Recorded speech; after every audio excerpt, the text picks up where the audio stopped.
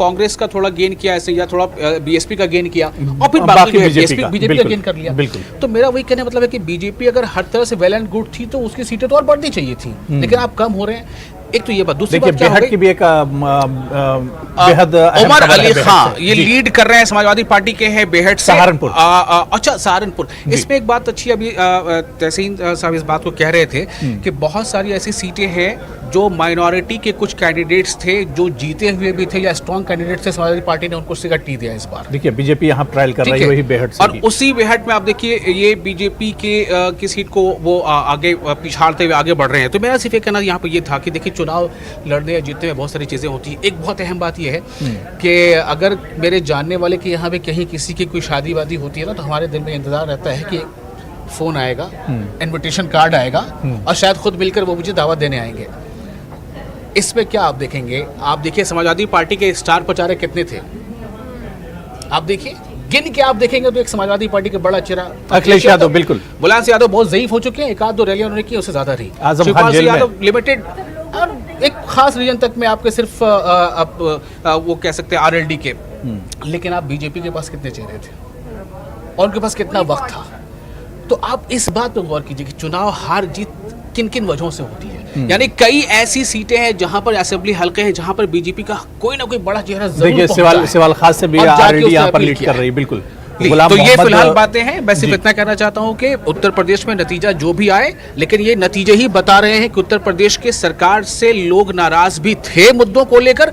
उस नाराजगी को आप कितना अपने पाले में कर पाए, कितना नहीं कर पाए। और चूंकि ये दो चीजें हैं, एक तो कि समाजवादी पार्टी ने बहुत ग्राफ बहुत बढ़ा है, और दूसरी तरफ बीएसपी और कांग्रेस जितनी भी थी उससे भी बहुत पीछे चली गई है। बिल्कुल विशाल, ये बूम आप अपने पास ही रखिए। मैं मैजिक वॉल के जरिए थोड़ा सा जो आपने कहा था ना कि जो गेन हो रहा है या यहाँ पर नुकसान हो रहा है, इसे हम समझने की कोशिश करेंगे। तो 2022 की अगर हम बात करते हैं, आप थोड़ा सा फोकस भी कीजिएगा।